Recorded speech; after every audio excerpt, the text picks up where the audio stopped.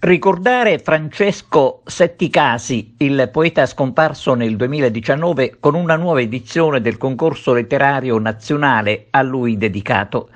Il concorso, giunto alla seconda edizione, è stato ideato nel 2020 dal Centro Culturale Lo Bue.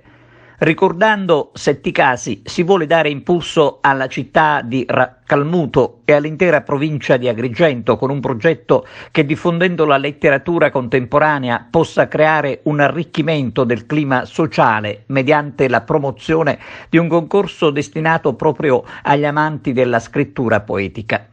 Il concorso si divide in due sezioni, A e B.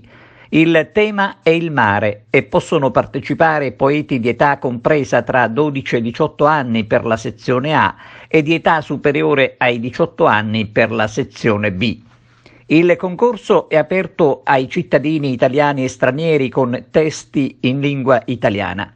Non verranno accettate opere che abbiano, tra l'altro, elementi razzisti o proclami ideologici e politici.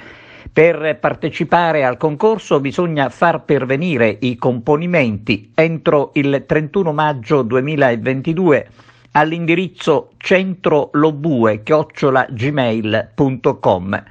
Presidente del premio è Lia Lobue, presidente della giuria Angelo Campanella, segretaria Lucia Scimè. Per informazioni si può chiamare il numero 388 341 3657 o visitare la pagina Facebook Centro Culturale Lo Bue, dove saranno pubblicati i risultati del premio. Per i vincitori è richiesta la presenza alla cerimonia, in programma il 30 settembre a Racalmuto, nella sede del Centro Culturale Lo Bue, in via Manzoni 53. In caso di impossibilità si potrà scegliere un'altra persona delegata.